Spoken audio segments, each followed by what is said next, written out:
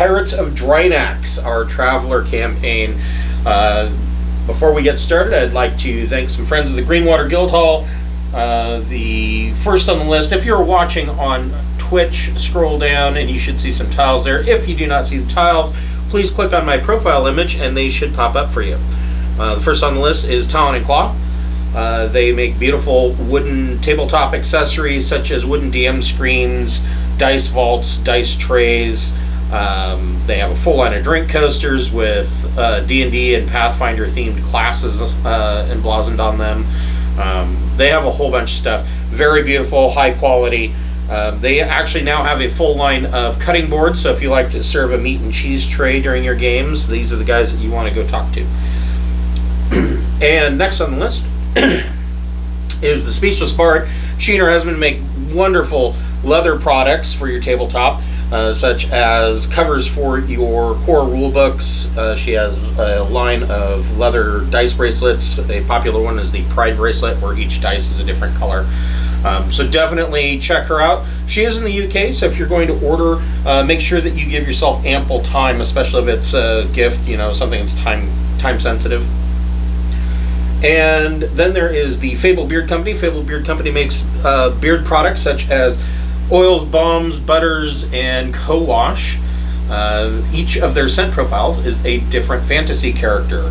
Right now I am wearing the Hero, and that smells like rich tobacco and warm cologne, or maybe it's the other way around, but either way. If you are a first-time purchaser, they do have a deal of a buy one get one free for their oils. Just put 2 oils into your cart, and then when you're checking out, use the code FIRST, and it will discount that second one to free. We'd like to give a shout out to Matthew Kerwin.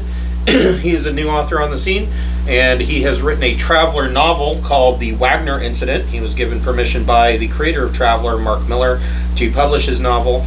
The Wagner Incident can be found on Amazon. It is $2.99 for Kindle and $8.99 for trade paperback.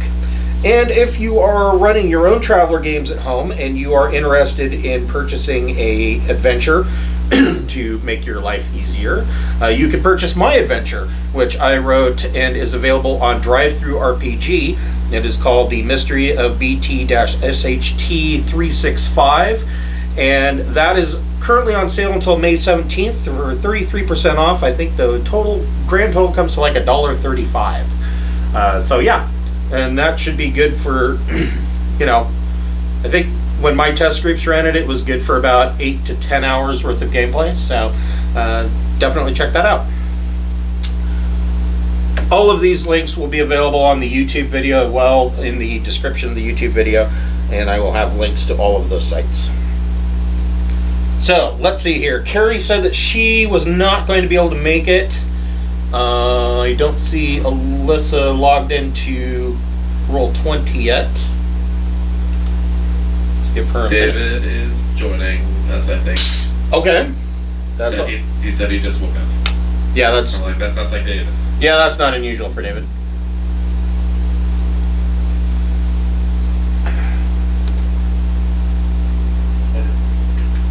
How much are we gonna need Roll20 tonight? I actually have quite a few handouts for this one. Okay, you can forego it. I've got a couple of handouts and stuff to show people, but yeah, if you want to forego Roll20, you certainly can. I don't have any tactical maps set up. Yeah, that's basically what I was asking, like if I'm going to need to check it out for maps and stuff, but I'm pretty good at listening along and trying to imagine what we're doing here. Yeah, I really like the Theater of the Mind. So last week was an experiment where I used the I made a map. It didn't come with one, and it definitely slows the game down quite a bit. But I like to use Roll20 for other things too, so it works out.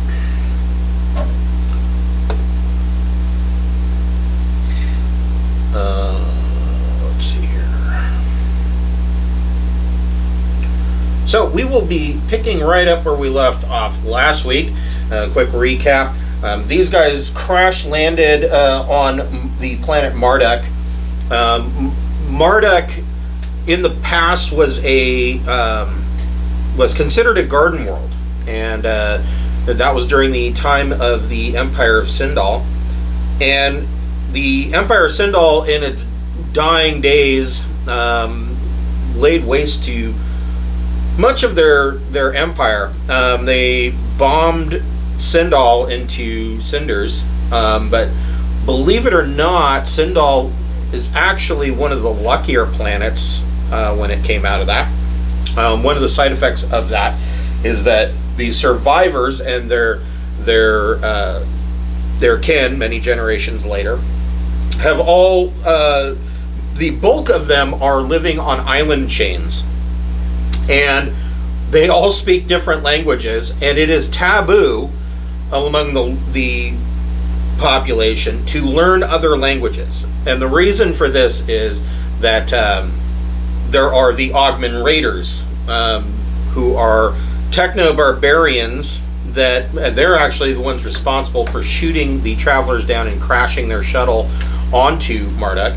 And so they sometimes come along and they will kidnap people, and especially techs or scientists, and force them into labor for their different clans.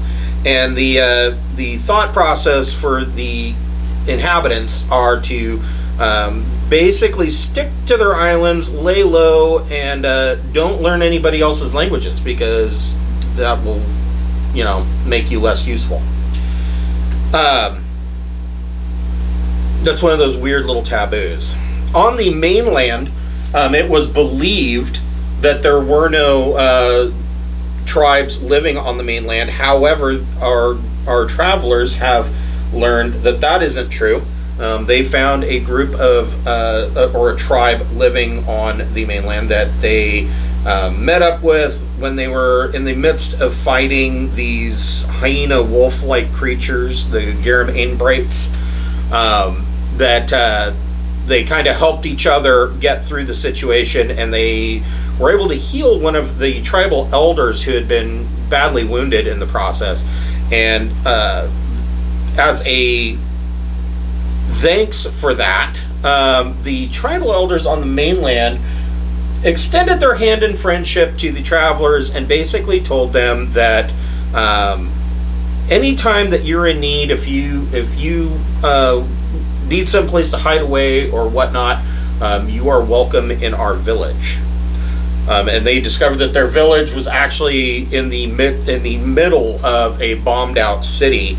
1,000 years ago, this city was bombed out, and now is the location of this tribe's little village of huts.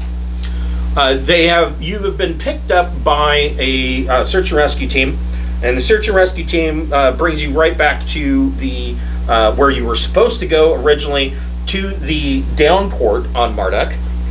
And the downport is I was going to say it's a thriving city. I don't really think that that's apt. It is a small city. It is a fairly well-appointed starport.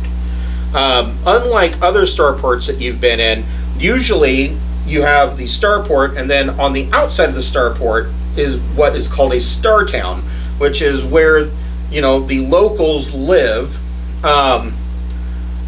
But there doesn't seem to be any demarcation between, or at least not much of one, between the starport and the star town. It's all kind of one thing here. And you note that the starport officials everything here is labeled as General Development Corporation. They're the ones who run the port, which is something that some of you aren't used to. When you are in the Third Imperium, when you're in Imperial space, all of the starports are extraterritorial. They are a part of the Imperium. So the same thing can be expected no matter which starport you go in. The laws are always the same. You know what to expect. Out here in the Trojan Reach, that's not necessarily the case. but from what you have gleaned, the General Development Company, traded as GeDeCo, GeDeCo, they have two missions. They're not really a mega corporation like you would expect, such as Ling Standard Products, but for all intents and purposes in the Trojan Reach, they function like one. And their headquarters is out of Deneb. And so they're a third Imperium company that's just kind of struck it rich in the Trojan Reach. And what their corporate mandate is that they go to these planets and they're like, hey, we'll give you a starport for a percentage of your gross annual product, and then everybody will uplift you technologically, and then everybody is happy. So this gives GeDeCo in the Trojan Reach a lot of latitude. They are the overarching puppet master, as it were, behind. You know, they've got spoons in a lot of pots, and they control a lot of assets. So you're not sure if they're, you know, somebody you want to work for, or maybe they're corporate dickheads, and you're not sure that you want to be anything around near them, or you don't know. But they are ubiquitous. They're everywhere, and so. Yeah, when you come in, you can see signs that say, welcome to GeDeCo, Marduk Starport, yada yada. And you see that the Starport actually has a lot of the usual things that you would find in a downport star town. And it seems like the Marduk downport is in the opposite of what the high port was. The downport is really more geared towards leisure. You know, for any freighter crews that are docked at the high port, they take a shuttle, they come down here, and this is where they spend their credits. There are fast food chains such as Astroburger. Astroburger is a chain that has caused some controversy with its marketing, in that Astroburger likes to really do inflammatory marketing, such as by sponsoring the Imperial fleet when they're trying to stop pirates. And they actually ran a commercial that was, "This space battle brought to you by Astroburgers." Some people like it, some people don't, but most spacers all enjoy having an Astroburger. There is the Advantage Hotel chain, which is a common line of hotels that can be found in numerous spaceports. This is not the first time you've seen Advantage hotels. They are kind of like the Motel 6 of spaceports. They're not very expensive. For 50 credits a night, you can get a very comfortable room with 2 beds. Let's see here. Who else is in here? Oh, yes. You notice some other companies. And, of course, the first one, Captain Beth Smith is familiar with Interstellar Ordnance.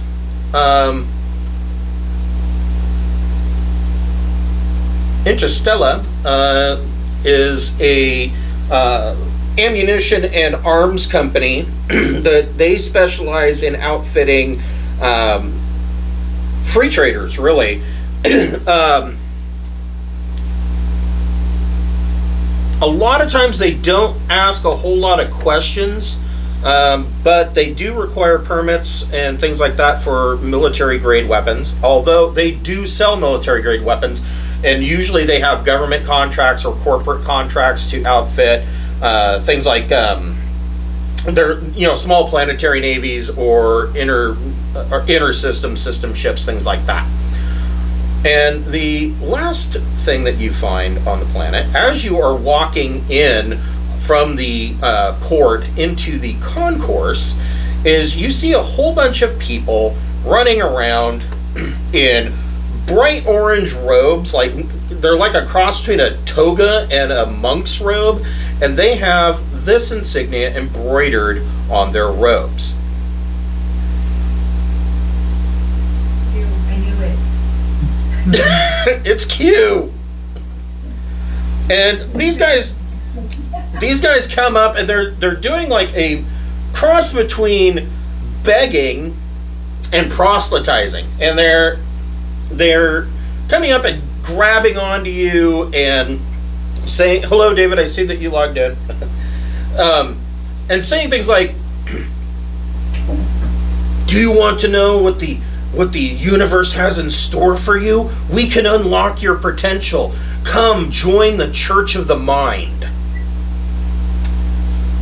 Everybody roll a recon check. Recon with intellect. Ruin it every time you say and intellect.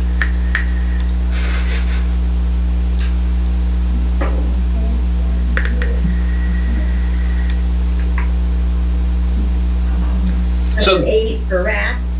Okay. I got a 12. Woo. I also got an 8. Okay. I got an 8. I also got an 8. Wow. So, I just thought you really need to join. Plus 2 minus. all of you notice that in the alley between Advantage Hotels and the Astro Burger, you see that there is a small little building, a side door, and you see that Q logo over the door in a flickering neon light, and you see a couple of these orange-clad people standing around outside that door. I thought there was another. Did I miss a restaurant? I thought there was another one. Those subtle guys, the orange robes.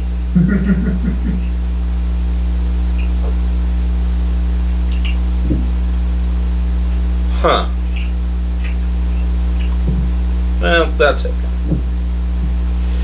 But yeah, so you see these guys, and they're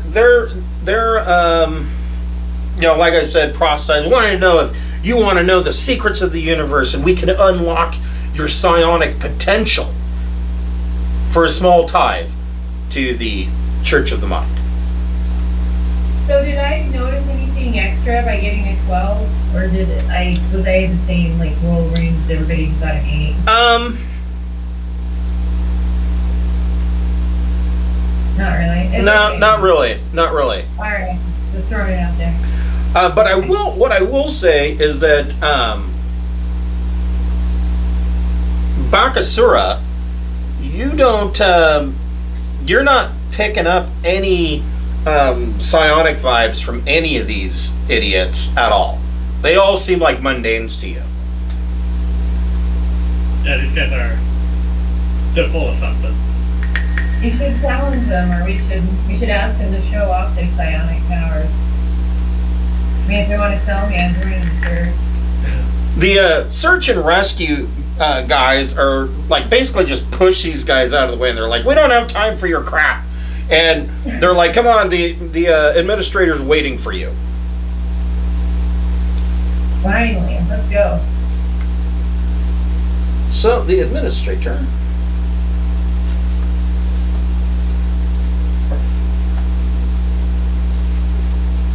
Huh. I don't know why I opened up to that page, but whatever. So the administrator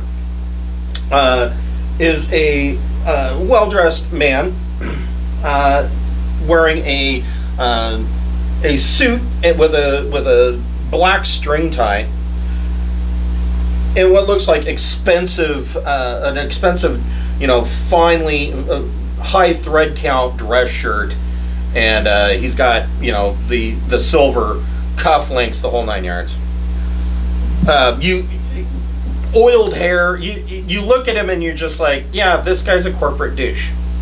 And he's on his mobile and he's yelling into it, and you can see that he's got like 4 mobile computers set up on his desk, and all of them are displaying data. And Captain Beth, you see that the data that's coming up on these screens, none of that is good news.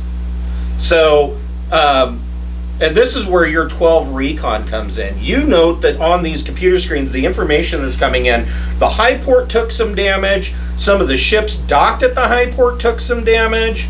There are people missing down on the planet's surface.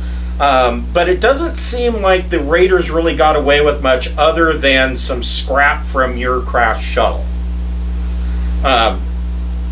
You know, scrap from the shuttle, and a couple of people were kidnapped and are missing. But aside from that, the Augment Raiders didn't really have that much of a success. And he gets off of his mobile and he says, I apologize. You know, things are a hectic mess right now.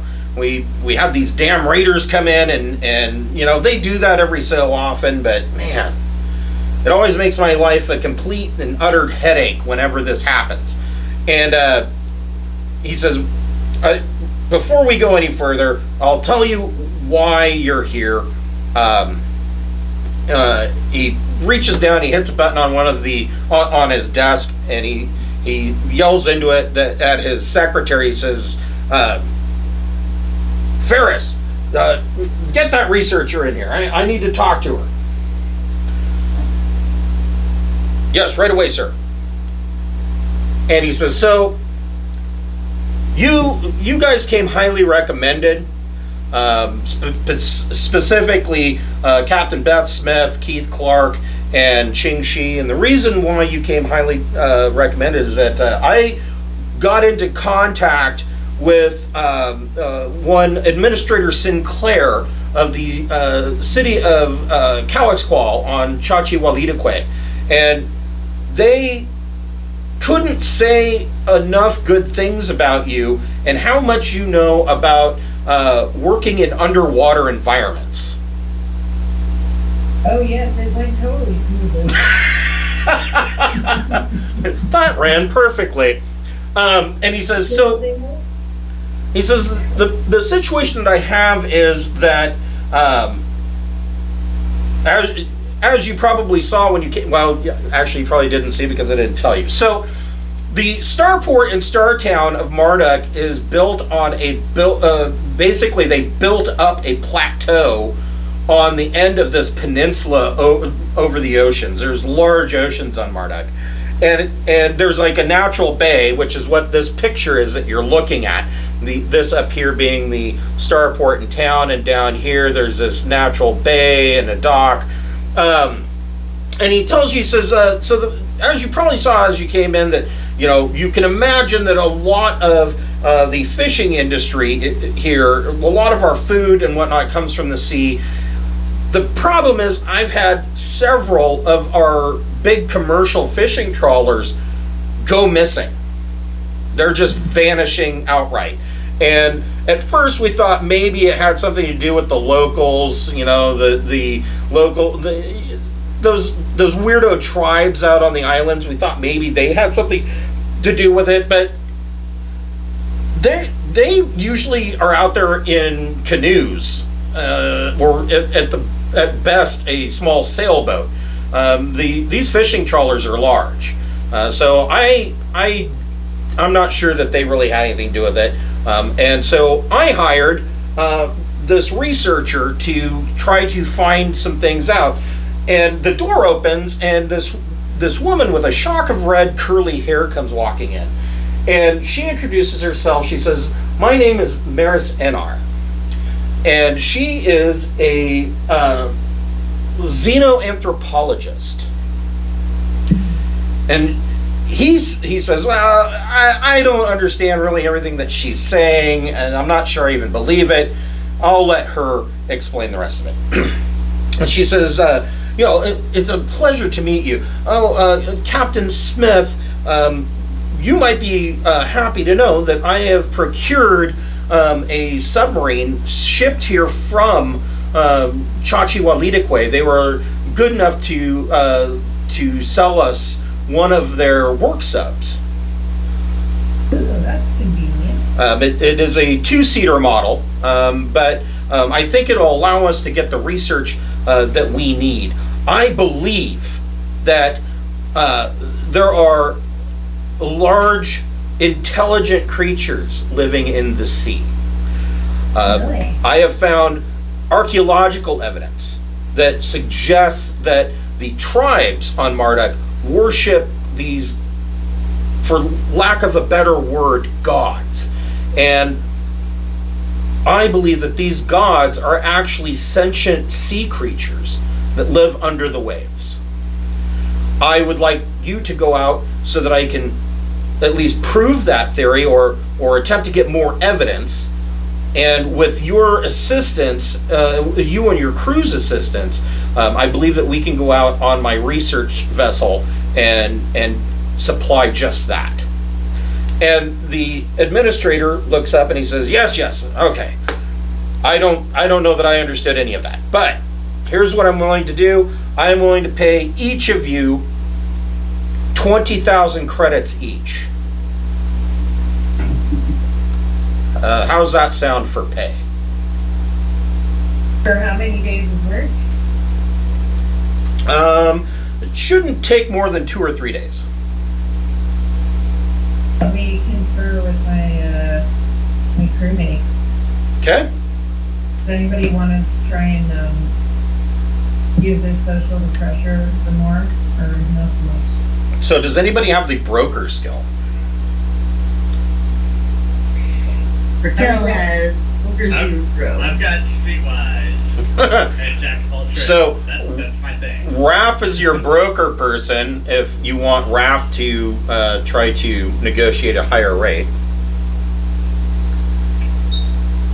I'm fine with that, if there's a chance of success. Yeah, that sounds like a good plan. So Raph, you can go ahead and make your proposal. What would you like to negotiate for the price? Raph says 3 days worth of work. I think 30,000 a person. And we might not even come back. We're going after some sea monsters. You hear yourself? Sea monsters. That is a good point. Go ahead and make a broker plus your social DM. I got broker 0 and social plus 0, so you know. Well, You just asked who has to go. I gotta have 6. wow, 6. You tied him. He's like, well, how about 23,000 each? Well, Raquel's gonna look over at the captain and go, Cap, what do you think? 25, split the difference. Okay, Raph, go ahead and make another check.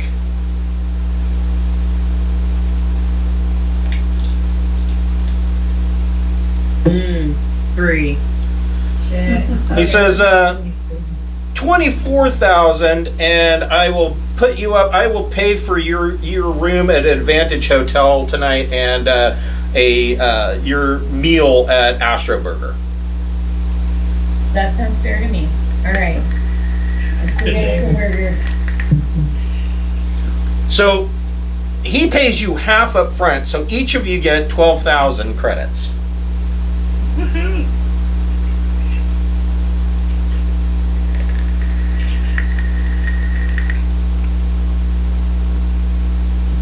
Shit, cancel my pencil. And Maris Anar tells you, she says, well, the ship will be ready first thing in the morning. We have a few drills to do before we set out for the deep waves, but be sure to be there at 0530. So, we have kind of an in with the tribes. Is that going to net us any more information than these people have? Like, I don't really... Probably not, because the tribe that you met was a tribe living on the mainland. Oh, okay, I see. Yeah. These other tribes are out on small archipelagos out in the middle of the ocean. They're a lot like the Ring of Fire Islands or Hawaii, you know, out there. Just a string of these small, no-name islands. You know, perfect places for you to get marooned on.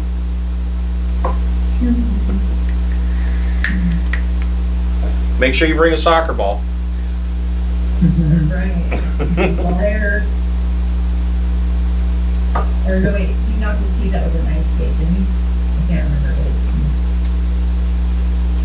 So, Anyway. you guys all go and immediately leave here, and you head to Astro Burger. And this Astro Burger also has a small tap with, you know, 3 different beers. They're serving actually generic brand beers. Generic is a brand. They are a brand of bar and steakhouse across the known universe that they're not really that good. They're not really that bad. They're just right in the middle. They're generic, and they have their own line of beers and wines that just come in a white can with, you know, a white label on it says generic and it says beer.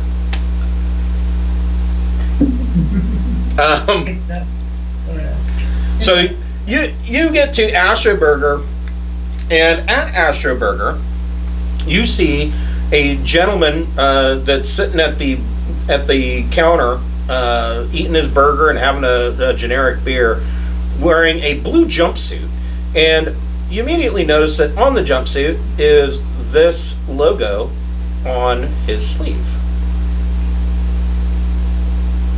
Another Q. It's a conspiracy. I'm seeing Q everywhere today.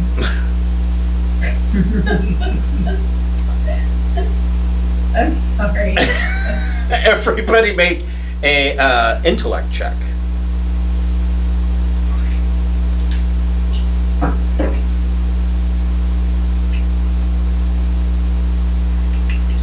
Three. Is it intellect check? Yes. 13 for Raph. Wow. 7. I got a 7 as well. What about 12 Keith? for Keith. Okay, so Keith and Raph, you both know Hardway is a shipping line that it was a consortium of multiple free traders that all banded together so that they could form their own shipping line and try to compete with the big corporate shipping lines. And the reason why they chose the name is because they were trying to do things the hard way, and so it just stuck. And this as he's the only other person in here aside from the pimply-faced teenage boy that is working the counter and a couple of other people in the back that are making the burgers. And you walk in, and of course the teenager's like, "Hello, welcome to Astro Burger. What can I get you?" And He's the team from The Simpsons. yes, and the guy at the counter or that's eating his burger in the jumpsuit, he turns and looks at you and he goes, "Oh, fellow spacers, here, pull up a stool next to me. Been a while since I had a chance to talk to somebody." Okay. Go on. Rockstar sits right next to him. Okay. A little too comfortably. He's not overly nervous by an Aslan sitting next to him. He seems pretty nice guy. Oh, it's alright.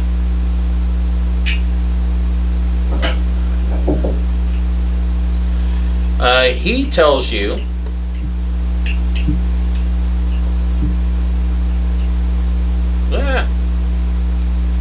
tells you something.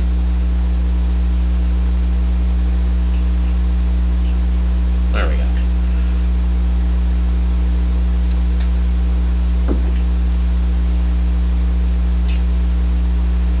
Hold on just a second. I have some information.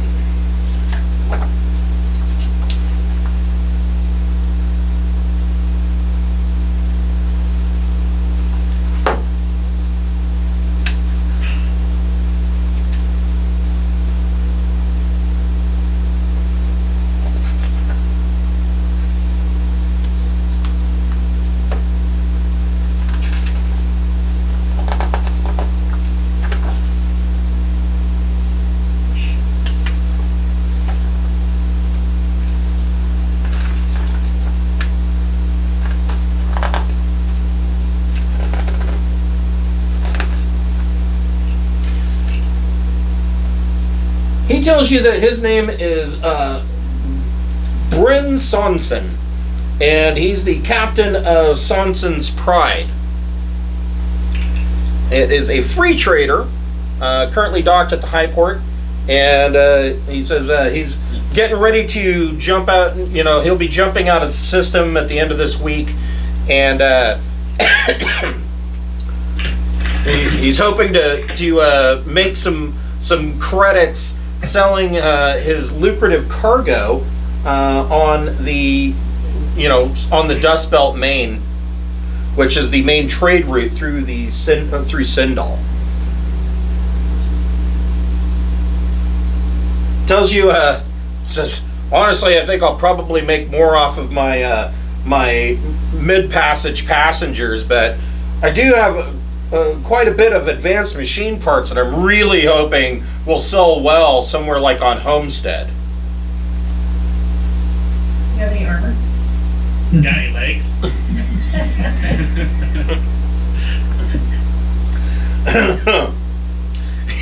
he looks at Bakasur and he's like, oh, yeah, I do not. It does seem that you are missing some, though. He finishes up his burger and he says, I didn't catch your crew's name. We didn't offer it. I'm Beth. Says, oh, Raph. I hand him. yeah, he shakes Raph's and Beth's hand and turns to Keith Clark and shakes your hand, and he pats Rexar and he says, very few crews will travel with a Aslan, but good on you. Aslan are honorable people. I can't move up on that. Rexar's gonna pat him on the head and say thank you. Thank you, little human. Thank you. Other humans have been stoned on us. That's so mean to me. Rubs up an angst him. Is his mom human now, or else we're taking it with us?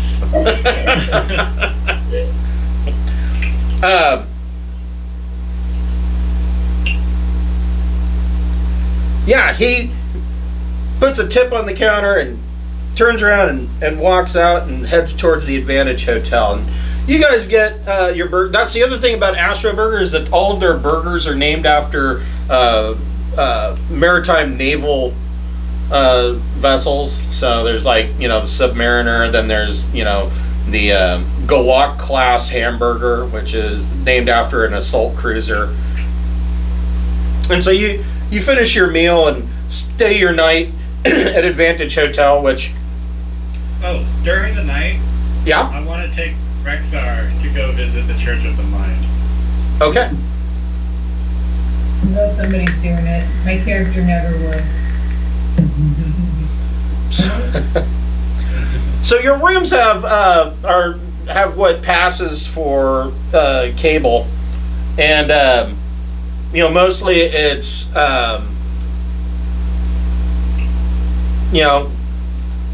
shitty rebroadcasts of whatever they can get in on Xboat or anything else. Most of these shows you've seen before, but it does have like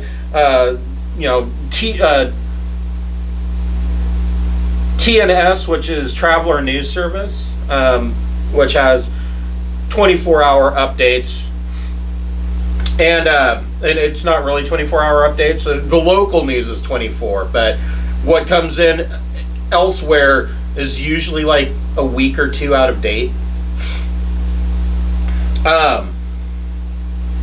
So Bakasura and Rexar, you make your way down out of the hotel and into the alley, and the door to there's this soft orange flickering sign over the door to the Church of the Mind, and inside you're still in the alley, but inside it's fairly dark, but you can just getting close to the door, you can catch a heavy scent of sandalwood and myrrh, kind of Nag Champa incense coming out of the door.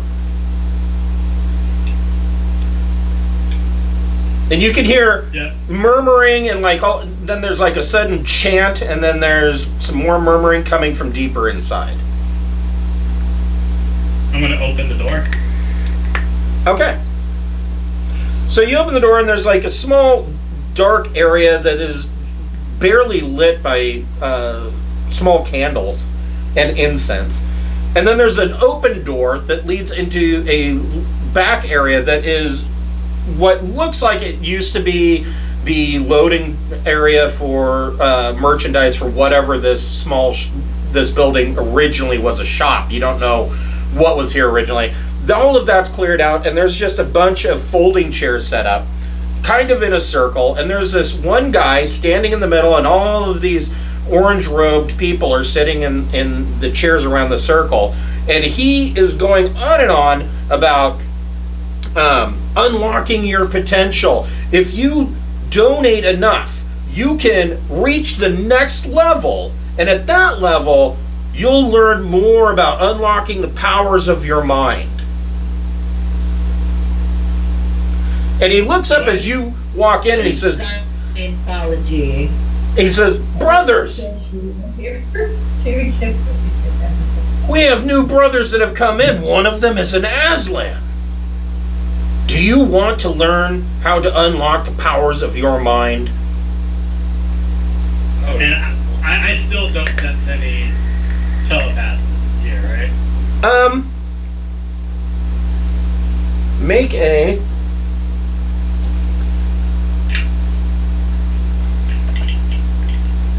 Hold on here, and I will tell you.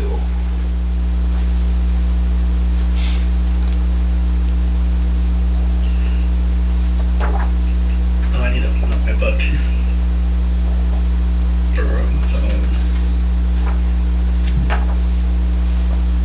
I haven't broken in my book yet to where it'll open up directly to the pages that I want.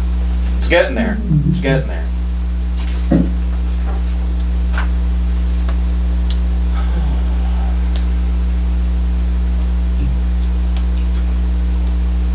Yeah, that was it.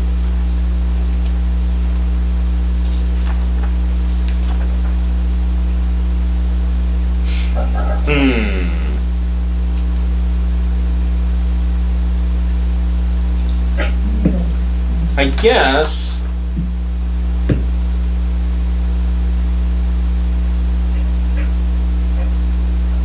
make a life detection roll.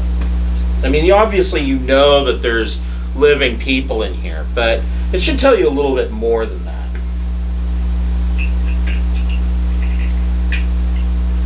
Oh, God. Damn it. Yeah, so that will be a 2. You're not really, Shit, man. yeah, you're not really picking up anybody with superpowers in here.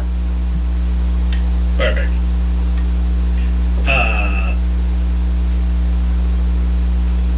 I'm gonna point to the leader guy and be like, "You're full of shit." He says, yes, but how can you be certain? You would know this if you had risen up through the levels of the Church of the Mind. Yeah. I can already read minds, and I put my hand on the side of his face, Okay. and then I fire my pistol. Oh, okay. Wow. That is lit. Make a gun combat plus dex check, and it is going to be easy because it is point blank range. So get that one. Corey, seriously? There's no way. Rexar the Aslan is like, hey, wait, what's going on? Why is there violence? Oh no, he knows why we're here. I have an issue with people using psychics as church.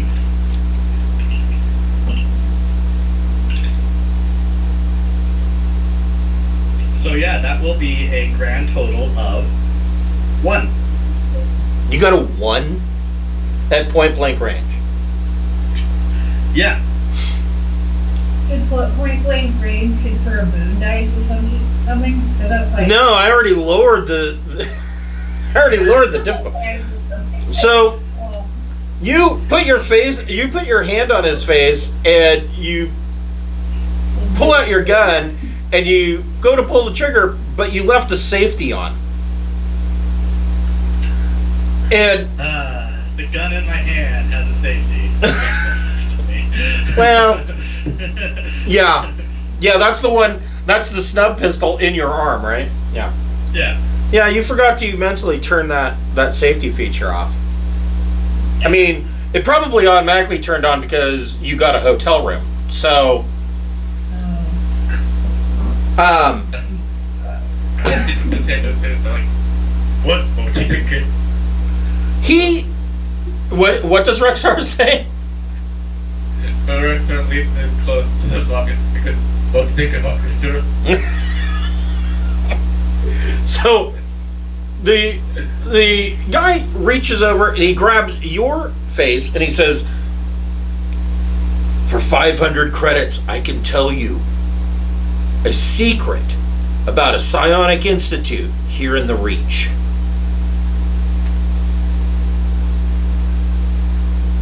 Does it Bakasura? Yeah, he does that to Bakasura. Oh. How about for your life you tell me the secret of this institute? Only high-ranking members in the church may have access to the secret institute. I'm gonna turn to Rex and be like, cut his arm off. wow, you guys really just get wild when the captain's on. No supervision and you see what happens. They need an adult. My reputation. Corey, you're muted, so your mouth is moving quite a bit. So, Rexar, I was like, pull up my act, like, oh, you stretch your arm? And I'm like, I look at the guy, like, you just want to tell him, like, I'm okay with taking your arm off. Rexar, make a persuasion check. Fuck. Ooh! That's a 12, but minus 4. That's an 8. So, still, he got a 4. So, he immediately pisses all over Bakasura's boot. And he says, it's on the planet Blue. It's on Blue. Oh, sweet, and I'll put my axe on. Oh, we're still killing. Oh, I mean, I don't want the police all over us. It's not gonna be all over us, he's a fanatic. If you're gonna kill him later, good wait.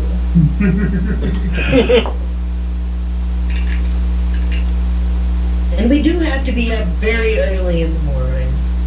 Fine. Kill him later. They want to murder him. So, he tells you that there is a secret psionic institute on the planet Blue. Secret psionic planet. As we're walking out of the church, Rexar leans into Bakasura and goes, Bakasura, I think I'm psychic. I mentally made that car piss himself. So in Aslan culture, psionics are not great. There's a couple You of can't tell anyone. right, yeah. There's a couple of clans that basically were shunned and forced out into the far reaches of space because they are psionic. Nobody knows what happened to them. They're simply spoken of as those who don't follow the way. Listen, if you're a psychic Bakasura, you can't tell anyone. Oh, I'm aware. Alright, thank you. I'm afraid I don't actually have psychic powers and he was just really scared, but I might be psychic. I was thinking really hard, like, I'm gonna scare him enough to make him piss himself, and then he did. Wow. You have talents, like no other. You are full of skills, my friend. So the next morning, you guys at 05:15, you make your way down to the fishing dock, and you see Maris on the dock, and they are loading up this small submersible. On the side of the ship, it is a, well, let me see here. I have the boat somewhere. The ship's name is the Sea God Hunter. Subtle. Right. And it is a research ship.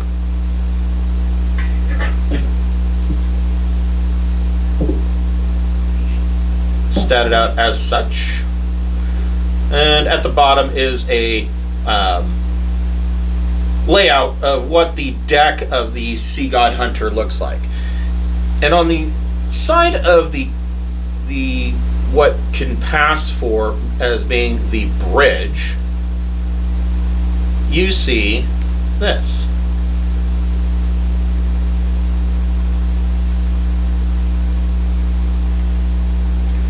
Furtherance is the scientific think tank that Maris works for, and they're the ones that are funding his trip out into the sea, looking for the gods of Marduk.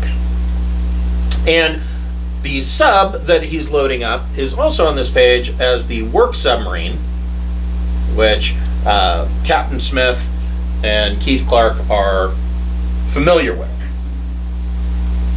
Yeah. Now the difference with this is that this work sub does not have the Squid Bang torpedoes. It is just a two-person sub with a light, and that's about it. But they know the reason why the reason why Maris wanted this sub is because she's aware that on Chachi La Wedeque that these work subs were being used at extreme depths, greater than 800 meters, and that that they could put up with the punishment that would be required for this mission. Do back suits work underwater? Yeah. I swear that's what we rolled when we were using like the underwater suits. I swear that's what we rolled. Yeah, it was. Yeah, it uses the vac suit skill to wear them, and it would be athletics, dexterity to basically do anything. But they're not like space vac suits. There were two types of vac suit that is available for underwater operations. One of them being the extreme hazard vac suit. It's basically a self-contained, man-shaped submarine in and of itself. I just haven't thought that vac suit. Would a battle dress work underwater? I doubt it. It could up to a certain depth, although you don't have your battle dress with you right now. It is up on the ship, docked at the high port. Shit. Right. So you guys get onto the Sea God Hunter, and they're running through some drills. So if you look at the layout here, there is the top deck has the bridge, and then there's 4 cranes on the back, and the center piece of the back is a well, and the submarine is actually sitting in the well, and so the cranes actually pull it up out of the water. So this well is actually open to the sea, and so they're doing drills trying to get learn how to use these cranes to position the work sub. Do you guys want to assist with that? They don't seem to be doing very well. I'll help. Yeah, I'll help. Okay.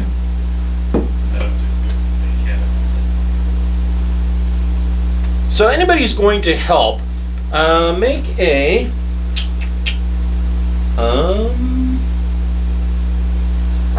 Oh, that's a good question. What skill should they roll?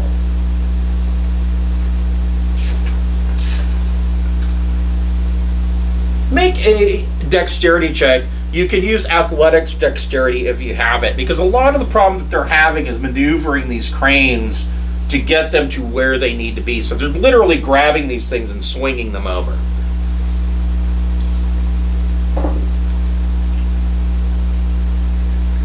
Raph will help with her double sixes.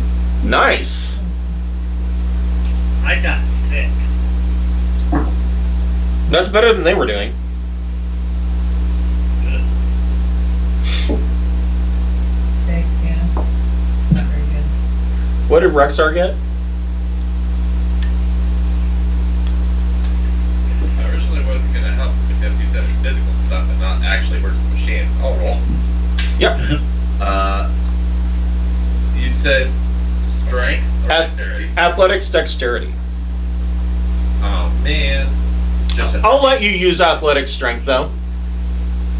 then 14. Okay. So Maris is extremely impressed, and he says, man, the administrator was right. You know, you guys are the people for the job. I'm going to make sure that Captain Smith and Rexar, you're going to stay on the deck and make sure that the submarine is in position when it's time to get out there. And he goes into the bridge area and he says, it should only take a couple of hours, and powers up the ship, and they're taking off. They're heading out into the open sea. Thank God I don't have to go to the water. So basically there's lull time, you know, on the deck of the ship as you're moving about, and basically you get to learn a little bit about the rest of the crew. Most of the crew are they're actually fishermen that Maris that she hired to man this ship for. And the teen daughter, she's 17 years old, and she absolutely does not want to be here. She thinks it's a complete waste of time. There's 4 of them. There's the mother and father, and then there's the 17-year-old daughter and the 15-year-old son. The son is happy doing anything. The daughter thinks that this is a complete waste of time and is very little help. And all 4 of them, you learn, they actually grew up on Marduk at the Star Town. They're not natives, so to speak. They're actually, they just lived in the Star Town and lived here their whole lives. Never been off world. The daughter is the effective teenage pain in the ass. Because it's always the teenage daughter. It's always the teenage daughter. Does she have any good points about why this is a waste of time? Like, I'm interested in hearing her complaints. Well, you know, if her and her family were out fishing, they'd actually be making a better income, you know, if they got a good haul. You know, this is a more steady payment, but if they were out and they got a good haul in their nets, they'd be making more money. And plus, you know, we're going to have to spend 3 days out here, and, you know, she would prefer working her, you know, 12 hours and coming back and having some downtime in the port so she could spend time with her friends instead of having to be out on this stupid boat, you know, looking for things that don't exist, etc., etc. Alright, cool. And she looks over at you, she goes, hey, do you want to go below and drink some crazy wine? What's crazy wine do? So Crazy Wine is a wine that is coming into popularity in the Trojan Reach. It is highly illegal in the Imperium, and it has, in addition to being alcoholic, it has a fairly pronounced narcotic effect. Will I be sober in time to work? Make a recon. Everybody make a recon check. Everybody. Wait, do we all know about this crazy one? Because I want to freaking substance abuse this, because that's kind of Crazy Yeah. one. Oh, it's low. my character does. Yeah, you have an anagathics problem. I got like a 5. I did not do well. Recon is intellect, right? Correct. Yeah. 10 for Recto. Okay. I got a 12. Okay, that's good. Here. Rexar is landing on his recon. It is 9. Okay. What about Keith? Keith got a 12. Okay. So basically everybody except for the captain, who is, you know, really kind of wanting some of this crazy wine. You guys look on the horizon in the direction that you're heading, and you can see dark clouds with flat bottoms on them out in the distance, right at the horizon line. It looks like there's a squall out there. And you hear Maris, she says, "Oh, I can see you all looking at that. Don't worry about it. It'll pass us by. We'll be fine." Alright, time to use crazy wine. Yep, nothing ominous about a storm on the horizon. Let's drink.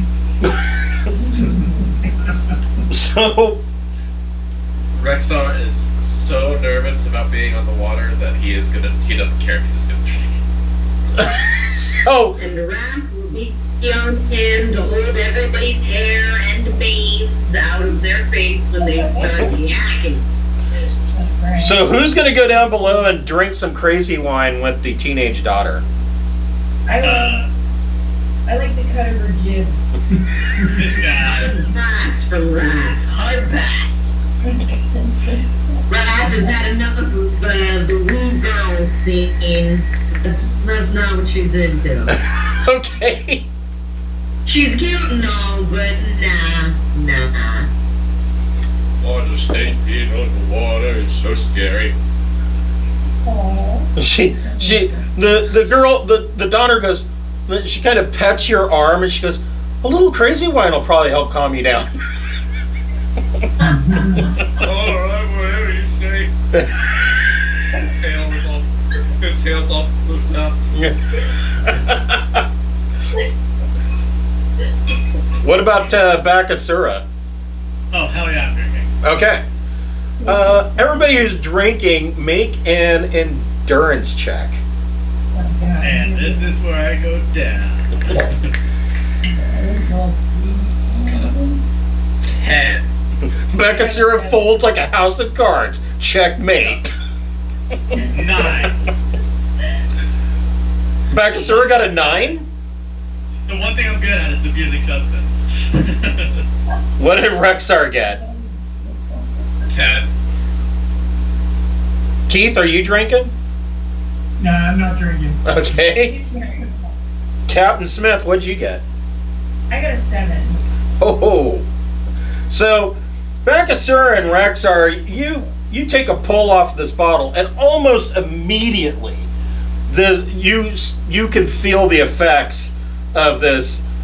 It's a hallucinogenic narcotic in this wine. Yes. And like the walls kind of start to melt a little bit, but you're okay. Beth Smith takes a drink off of it and she's tripping balls. I put my hand on her shoulder and I'm like, this is how I learned I'm psychic. So the effects will last for 4 hours. Yeah. Beth is not doing well. She's up on the deck, puking into the well.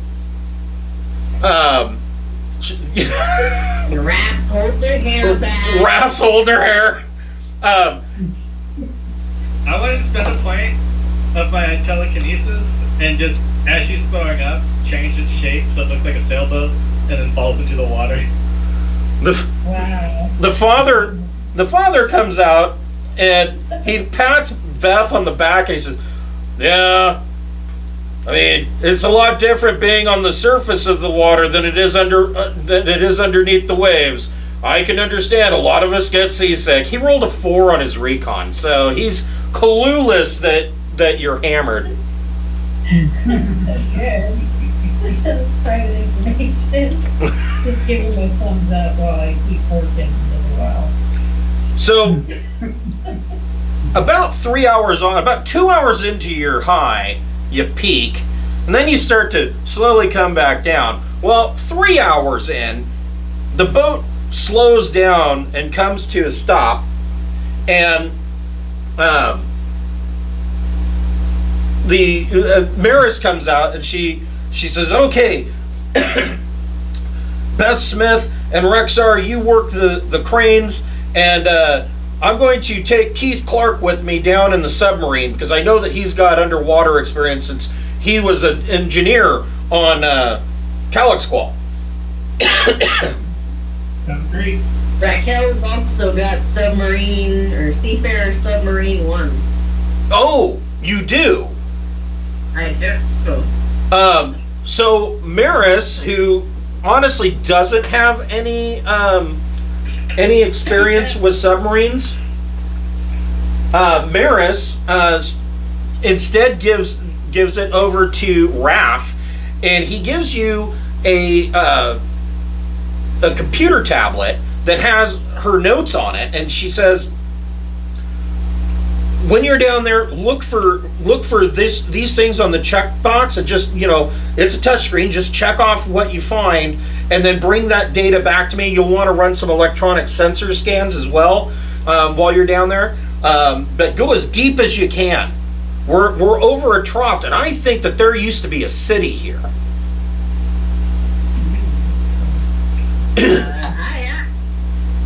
So, Is that all right with you, Captain? Is that all right with you, Captain?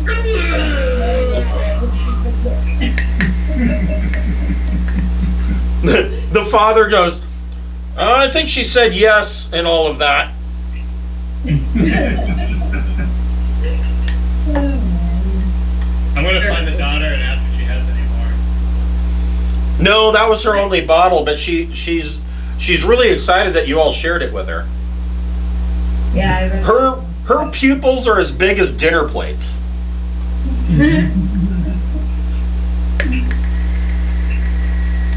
Can I take anything for my med kit to soothe my nausea at least? I mean, damn. Yeah, you probably could. Go ahead and make a medic first aid check, EDU. I'd just grab you by the leg and dunk you into the water. Okay.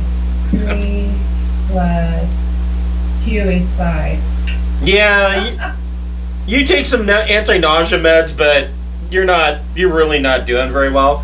So Raph and Keith get into the sub, and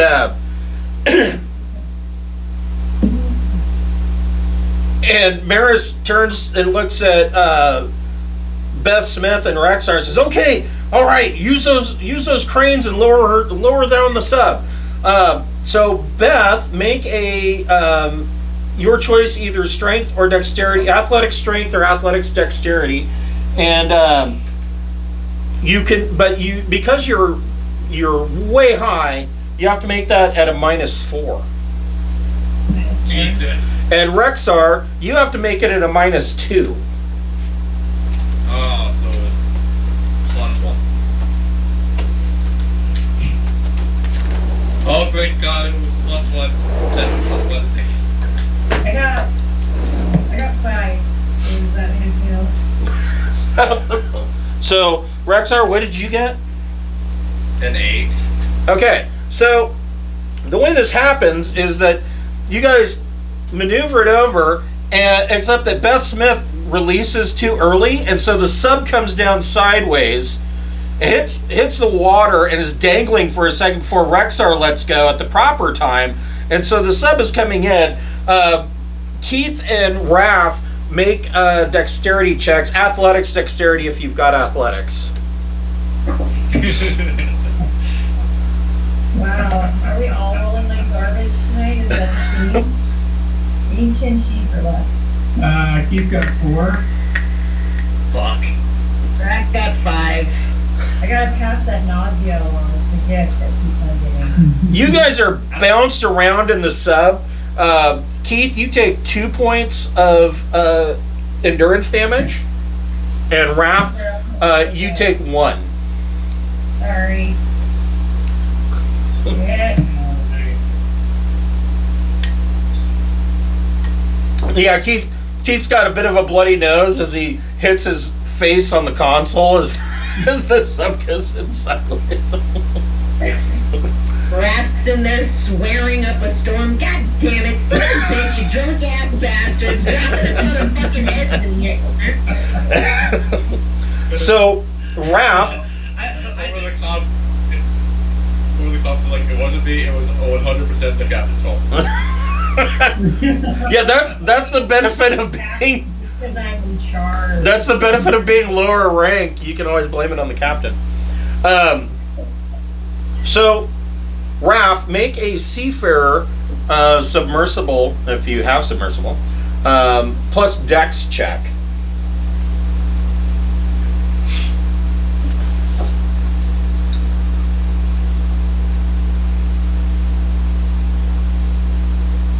I've got 8 exactly. Nice. So you are able to right the sub, and you flick on the lights, and you head down. About 800 meters underwater, you start to see, it's very difficult to see. Not only is, it's going to be dark at 800 meters anyways, but the water, you learn very quickly that the seas are, you're not sure if they're always this silty, or, maybe that's just a thing with Marduk's oceans, but it's like you're flying this submarine through pea soup. It's just, there's all sorts of shit in the water. Raph and... You did tell us we'd have to run hands, right? Right. So, Raph and Keith, make a recon check.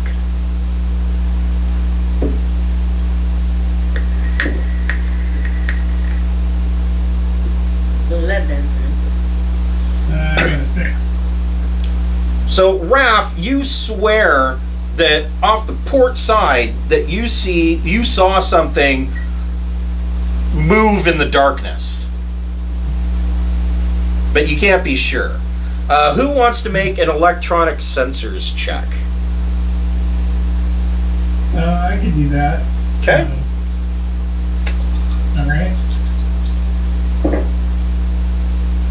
10. Okay. So you're pulling up sensor data that this does look like at one point the seas weren't as deep as they are now, or maybe they were further out, but you are basically piloting the sub through in between skyscrapers.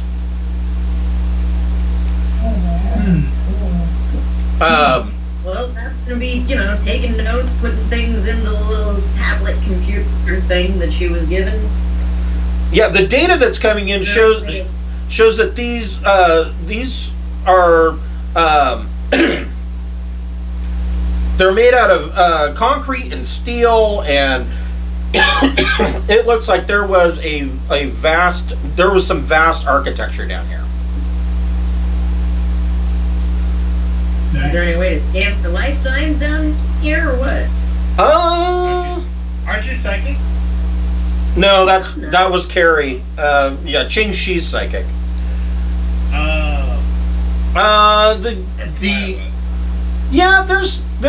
So the sensor data that's coming back. So yeah, it's telling you that there are biologics down here. But it is just going nuts. There are the sensors have identified just on that first pass have identified something like 200 new species of fish. Wow. Do we have anything like an old school sonar? Yeah, that's part of the sensor package. Yeah. I'm just trying to pick up, you know, if Raph thought she saw something move out in the darkness, but, you know, want to be pointing it in that direction. Okay. I think the question is, you guys are going to keep going deeper. Like, what point do you turn back? I think it's right. Is it? Right. Yeah. 800 is 800 meters. This sub, you know that you've been told that they can operate as deep as 900 meters, but that's like the operational maximum depth, which means it could probably go down to about 1100 meters, but you may not want to test that. And Yeah. how far down are we now? You're at 800 meters. Alright. Raph, go ahead and make an electronic sensors check yourself. Oh, I am rubbish with electronics. But I'll give it a shot. Comes out to a -1. Yeah, you're not able to pick up whatever you're looking at the sonar and you're like, well, maybe it was my imagination. Meanwhile, Yeah. Oh, girl. meanwhile on the surface, Beth, you're starting to feel better, and Rexar, you're starting to become more sober, as is Bakatsura. However, you quickly learn that the weather has changed for the worse, and Maris was actually completely wrong in her judgment that, oh, don't worry about it, that storm on the horizon, it'll be gone by the time we are done, has actually changed course and moved in, and the water is getting super choppy up and down, and it's starting to rain, there's lightning, it's starting to turn into a rather serious squall. Should this submarine crew be pulled back in then? Not yet. They're still down. But should we tell them the weather's being bad and they need to come back up? If you would like.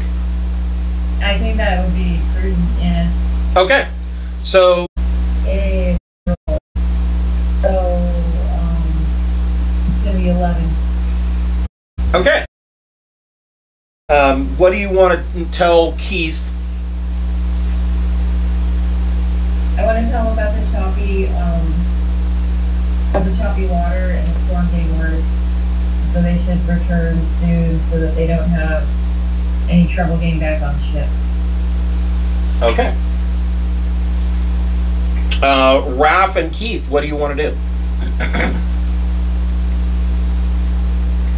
What do you reckon, buddy?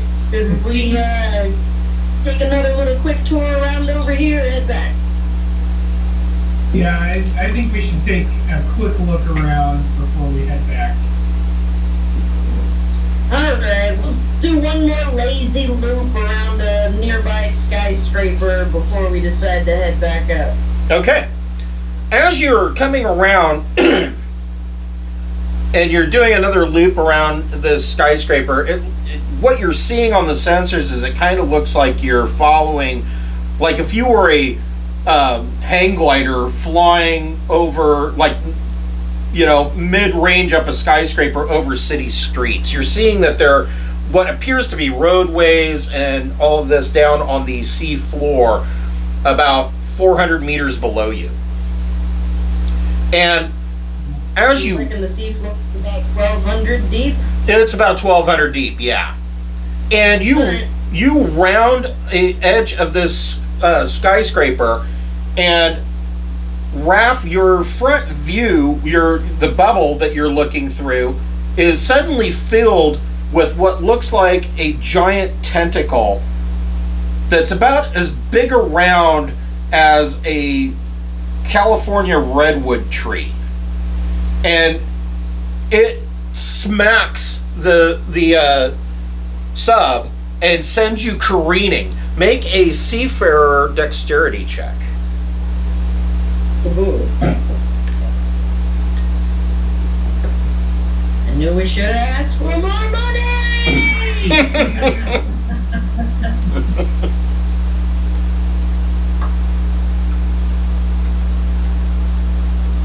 Got me a 9. Okay.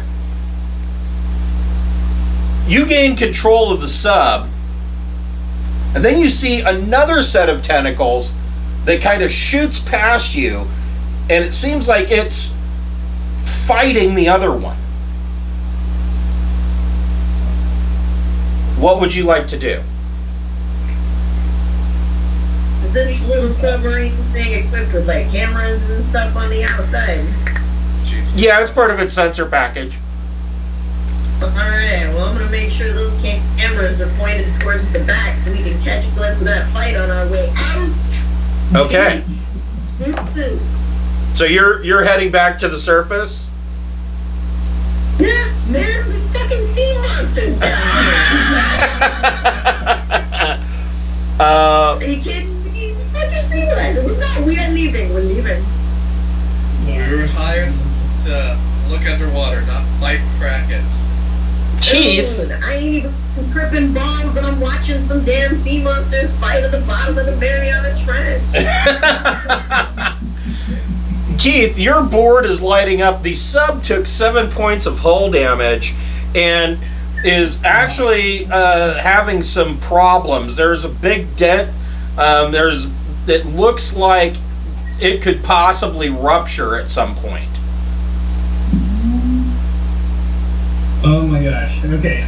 It's not like you can really go outside and fix it. So Yeah, I'm not sure I can do anything right now. But let's. Can we gun it? I guess. Oh yeah, we're gonna gun it and see if we can find any of those shiny metal hats to put on. So Inside, no? So Raph guns it and is trying to get up out of the water. On the surface, on the boat is lurching in these waves left and right. Bakasura, Rexar, and Captain Smith all need to make dexterity check, athletics dexterity checks, or just dexterity to try to hang on. You know, if I saw a giant tentacle monster, I would radio you. I don't think that you'd be able to really pay attention to the radio. We're practically taking on the water. Yeah. Strength or dexterity? God damn it. I only got 5 then. That sucks. Why are you doing that? Okay. If anyone falls off, can I catch them? 7. Okay. That way. Rexar, you're hanging on as tight as you can. Captain Beth and Bakasura, you lose your grip and go overboard. You're in the water. I'm gonna No. try to catch one of them. Well, the subsurfaces, and it is clinging against the side of the ship and bobbing in the waves. And as you witness this, you see tentacles come up out of the water and wrap around Beth and Bakasura, and lift them up out of the water and carry them over to the shore and set them on the shore of a small island, and then recede back into the water and disappear. It's a red like kraken. It's our pet now. I'm still thinking and it manifested these from my imagination through the power of grunting. Rexar, make an athletic strength check to try and get a crane hooked onto the sub. That was bananas. Strength check, thank God. It's like a nice Cthulhu. Aww. Friendly Cthulhu. It was double 1, so a 4. Oh fuck. The sub starts to go under and it's listing to the side.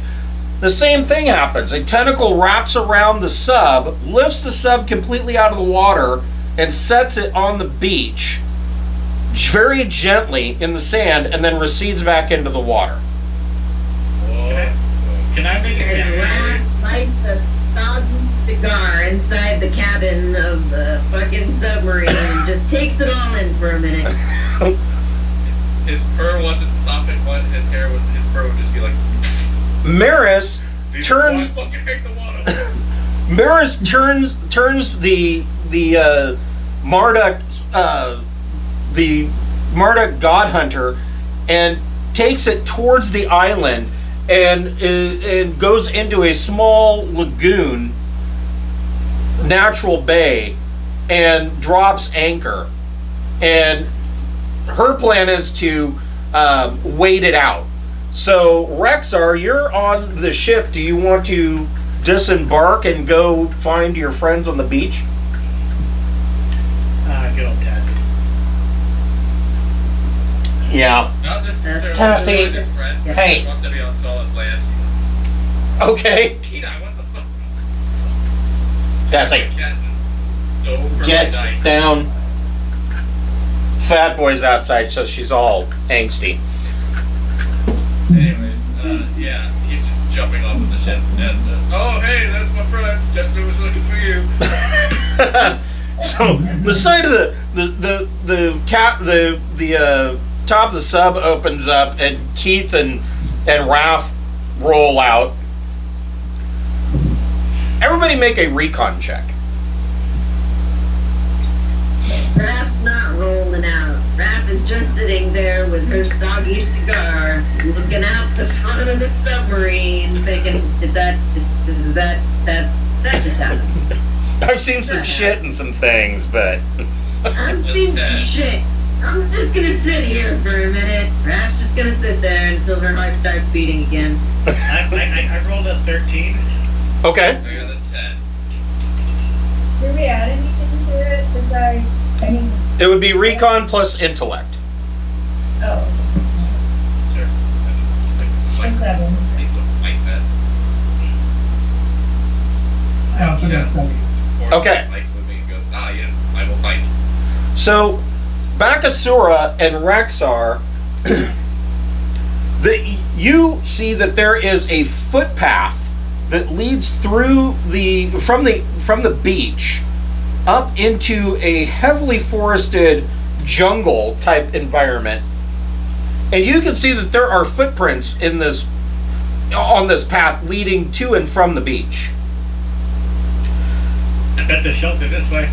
Bakasura, you also see that on the beach there is a stone plinth with an iron ring and a rope tied to it, and the rope goes off into the water.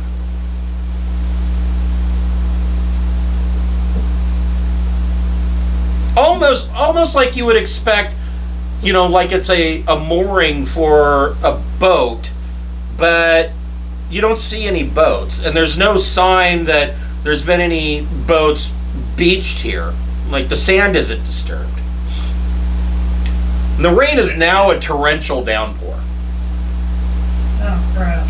But it's a warm torrential downpour. It's probably about Great. Florida rain. yeah, it's probably about 18 degrees Celsius.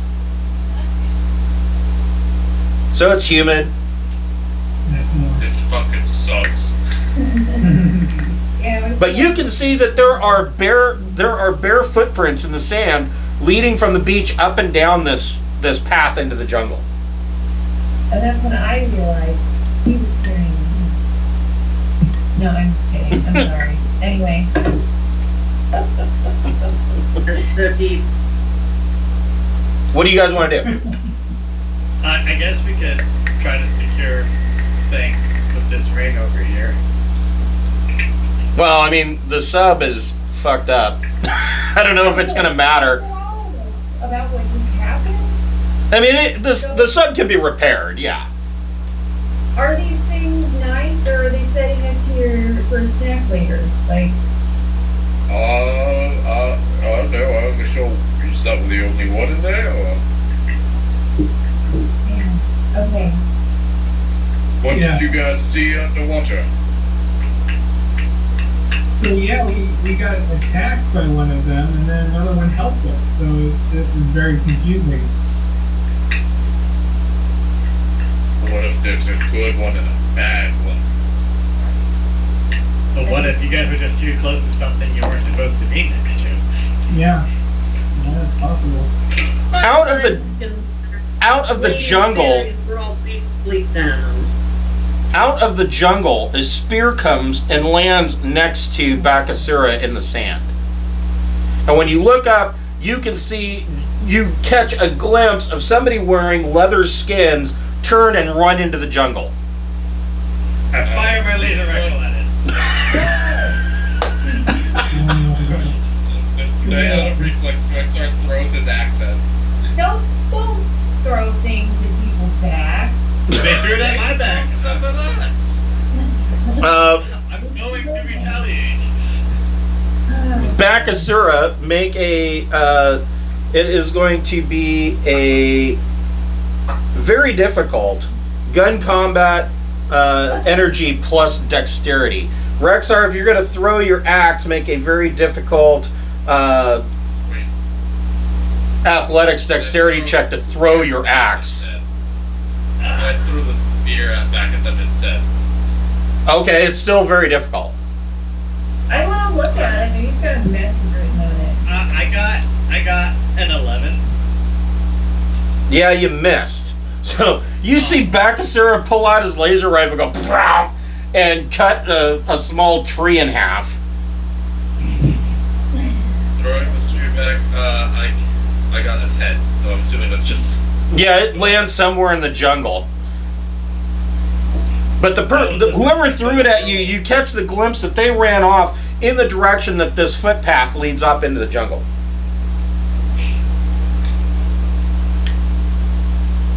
Well, do we follow the person who attacked us?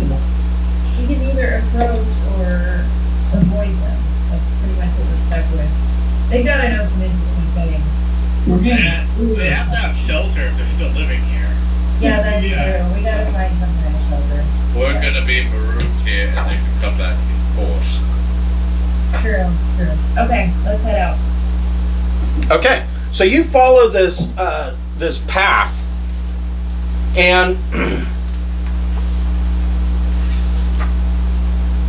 the path winds through this jungle, and it just seems to be getting deeper and deeper.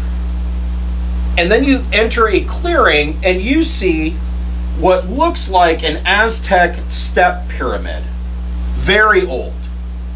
And there is an opening at the base with a ramp that goes down deep beneath the pyramid.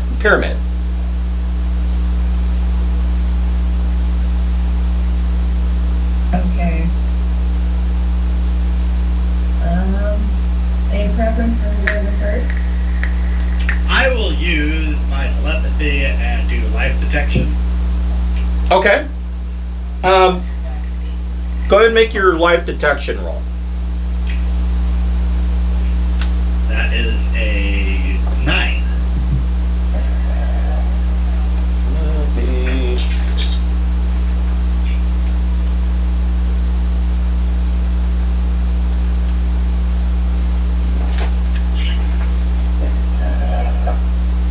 Wow, yeah.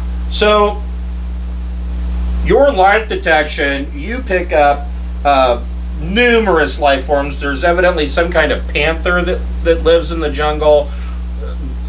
Tons and tons of different species of birds, snakes, frogs.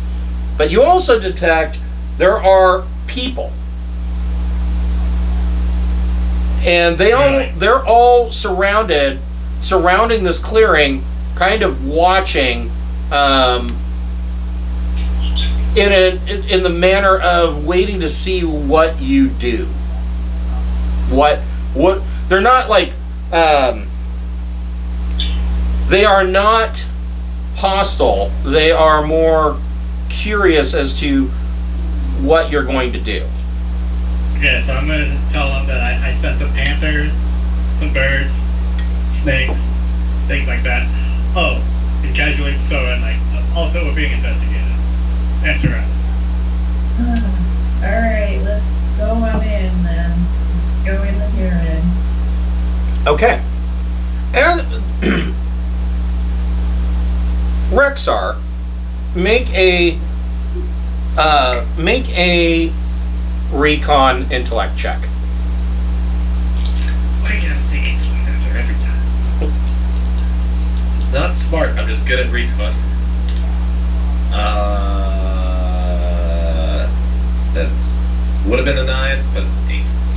So you find as you're going down this ramp, the inside of this hallway leading down, there are what looks like it's. I hesitate to call it a mural, but there are like cave drawings and paintings on the inside of this.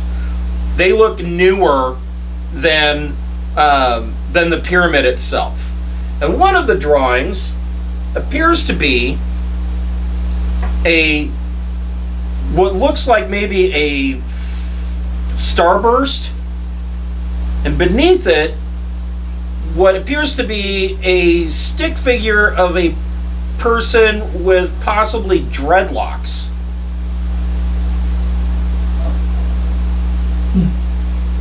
Oh. Are there any tentacles on the wall? Is that a feat?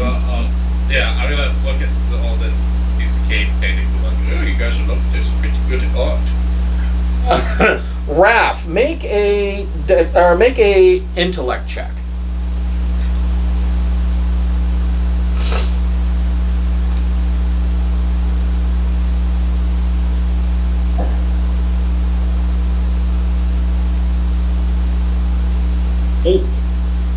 So you look at the cave art that Rexar's looking at, and the features of the figure beneath the starburst, and it's literally a dot with a bunch of lines coming out of it, and what looks like a cloud. The figure that is beneath it looks like it's down on one knee, and you're like, huh, that looks like somebody did a stylized artwork of me.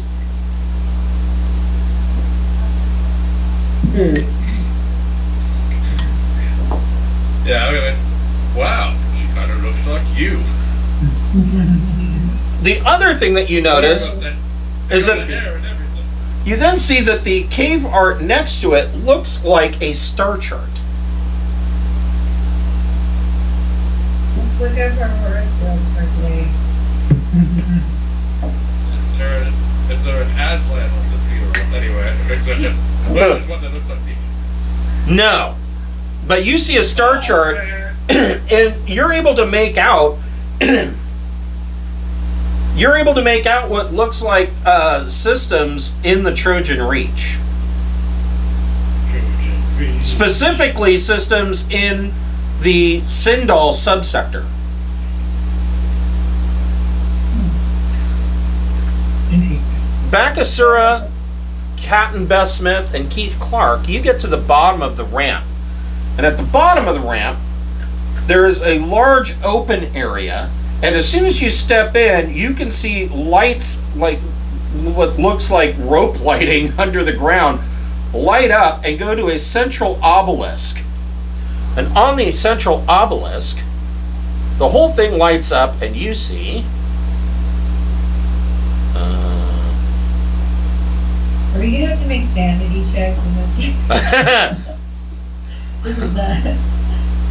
you see this. Yeah, there he is. That's my boy. Like, coming down with a little Stockholm over here, that's all. Nothing to worry about, just a little Stockholm. So, now I don't know if you three want to. You've got, well, Keith still has a tablet that was given to him by Maris. You could take pictures of this and document it. Nice, yes, absolutely. Okay. As you finish up in here. Wait, saved the boat or what? You what now? What happened to the family, like Maris and the teenage girl?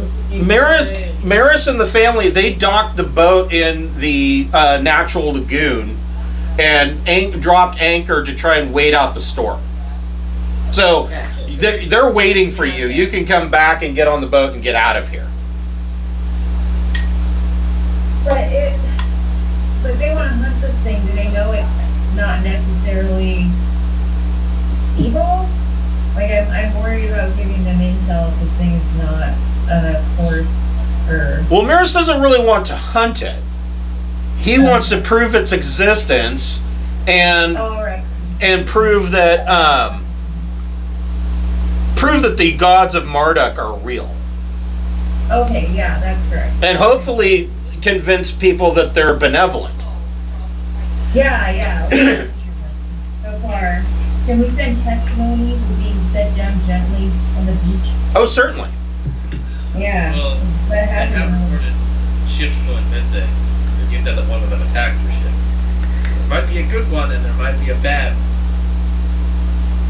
Yeah, I just want to vouch for the good ones so they don't do anything to it on accident. 'Cause that was super nice to be set down gently instead of crushed to death.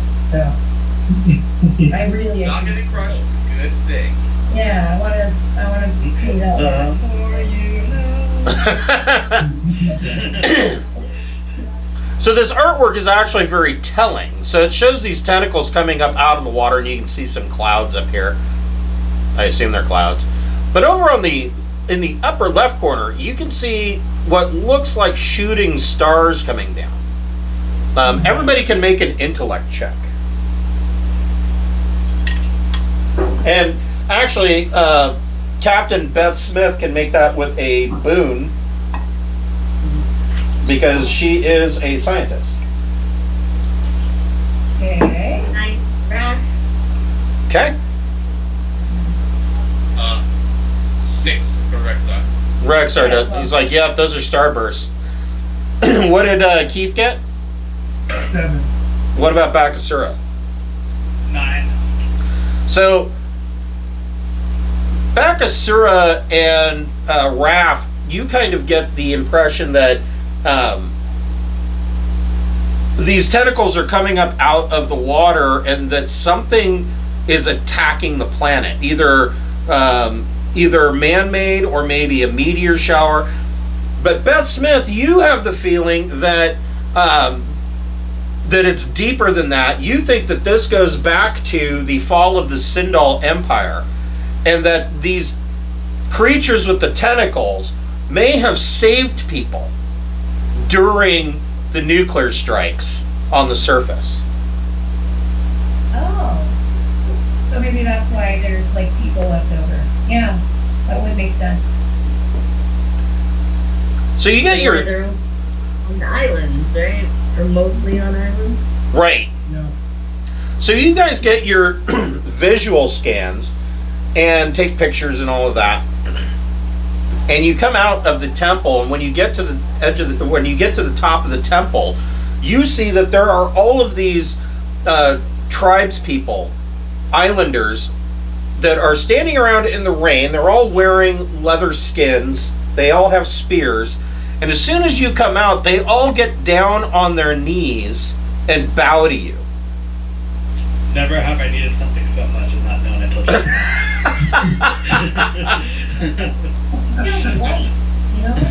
Is it my main? Of course it's my main. My main is glorious. The tribes people, you can't understand a word they're saying. Never heard this language before. And as they kind of are leading you back. They're like touching Rexar's fur.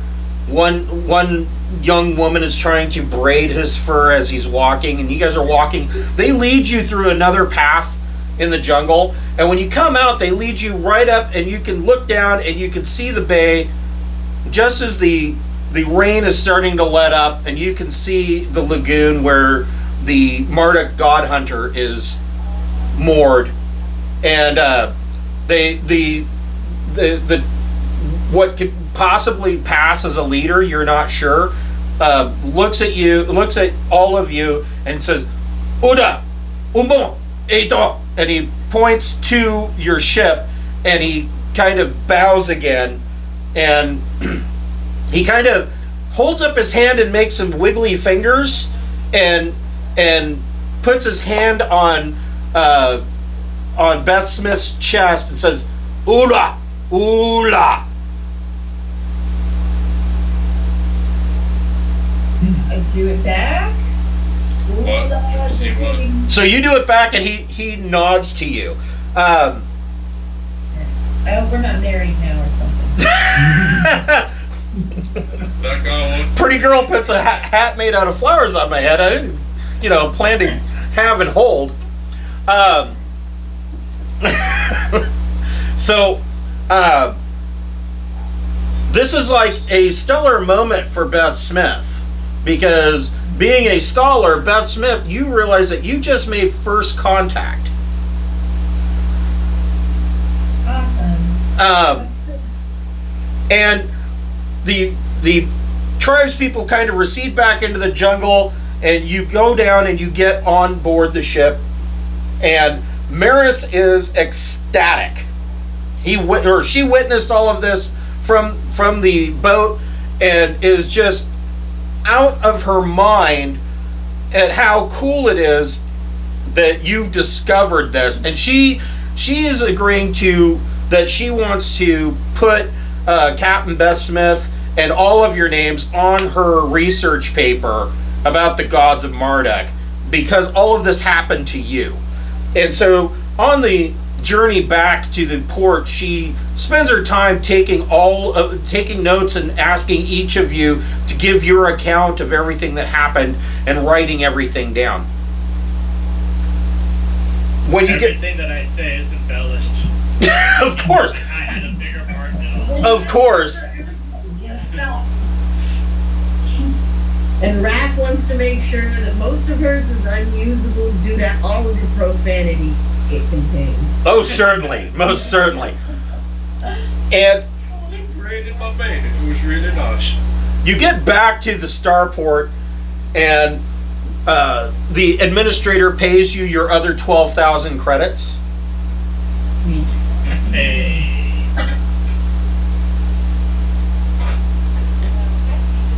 And for completing the intro, the prologue to the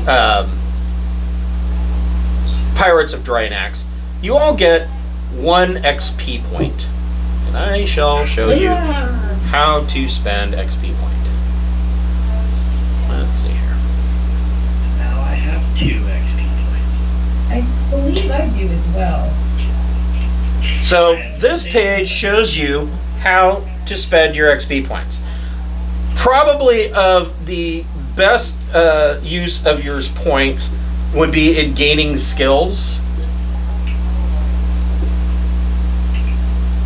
Particularly like skills like recon are good, athletics, dexterity are good. Anytime you throw something, like let's say that you have a grenade and you want to throw something, you need to have athletics, dexterity skill. So that could be a good one to have.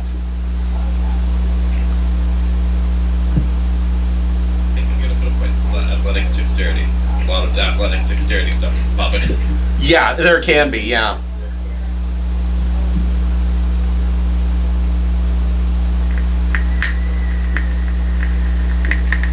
The question is, what cliffhanger is Chris going to leave us on this week?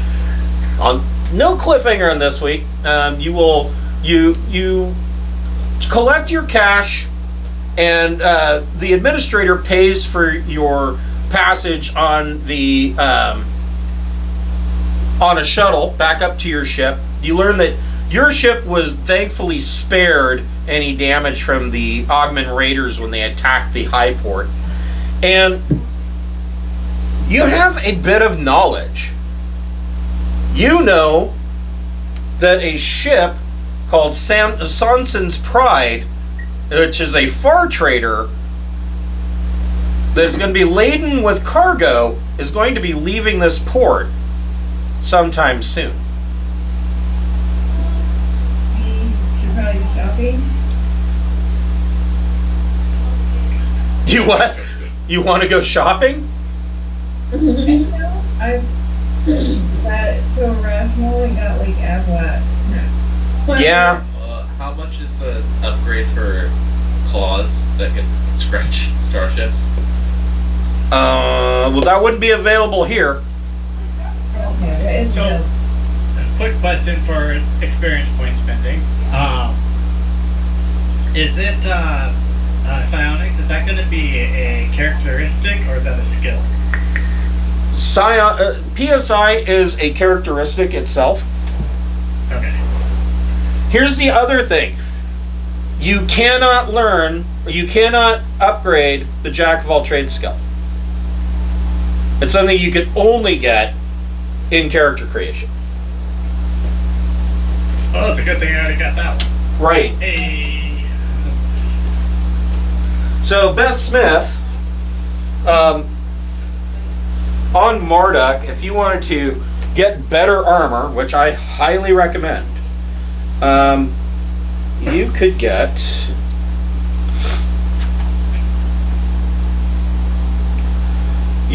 cloth armor, obviously.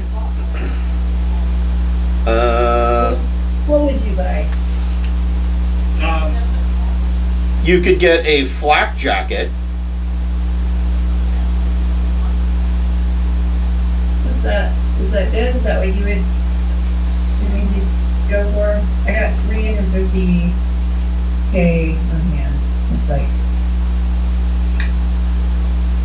I personally would go for that can't be right. That's an error. Hold on. Would the psionic increase be the same as intellect and education, or Yes. strength dex? Yeah, it would be the same as a mental increase. So it's basically double everything. Yeah. Well, then I will continue to save up my XP points. I'm going to try to become the most powerful scion ever, right? Yep. that's a good goal. I gotta be Wishbearer somehow. My not working gun hand. You could get cloth armor that would give you protection 8. I would think that would be a pretty good purchase, and it only costs 500 credits. Alright. I'm gonna jump off. I gotta get ready for work. All right. Have a good night. Bye. Later. Bye. So long. Farewell. Edith. Okay, I'll go ahead and get that. Okay. Does anybody else want to buy anything? Are we should go to that guy and tell him our tale of that was crazy what just happened. He said he was lonely and stuff too, so maybe we can stop by and see him real quick. So he is getting ready to leave the port, and his ship is a trader that is laden with all sorts of cargo. So if he's gonna leave the port, can I just run over and chat, or like? You could. I would recommend instead getting in your ship and going and laying a trap and pirating him. Yeah, that's what I was thinking. Oh yeah, we're supposed to be pirating. I'm sorry, we were like doing scientific breakthroughs and doing like new tribes and people. Well, you know, being a pirate doesn't mean you're always being a pirate, so. Well, apparently, I didn't know that. I thought it was going to be 100% swashbuckling and whatnot, but... Well, there were some buckles to swash. Thrilling heroics. So yeah, that's your entire reason for meeting him was to learn about a potential mark. Okay. Alright, I need to think of this in a more piratey way. If She was around, she would have done it, huh? Probably, yeah. She's kind of larcenous like that. She's got her eye on the prize. Yeah. So we get to have her back again.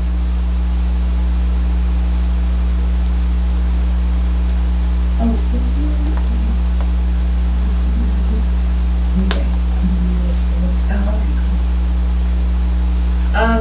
cool that you're writing adventures and stuff.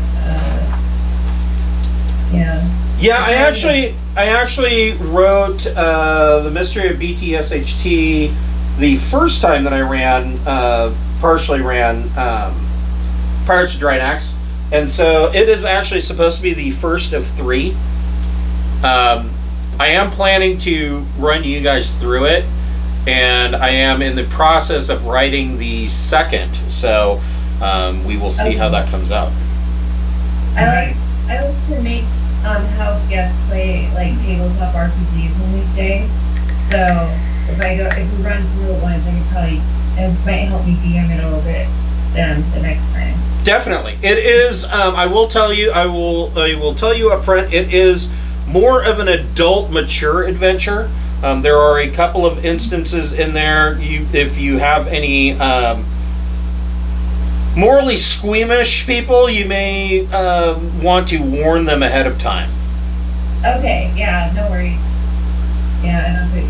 Yeah, if you guys remember, I had posted earlier saying, you know, are you okay with these kinds of situations? And everybody was, and I was like, okay, good. Then, you know, then that everything's fair game. So, just to let you know, because there were some people that were all up at arms because fictional people might be sexually assaulted.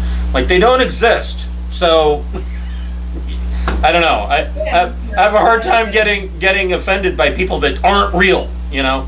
So. Not to mention the fact that your travelers are supposed to do the right thing and not be dickbags, but, you know, shit happens sometimes. Yeah, true. Alright, let's open our kids to the... Thanks, Chris. We'll see you. Thank you, Chris. You're very welcome. Alright, I will see you guys next week. Guys. Have a good night. Good night, Alyssa.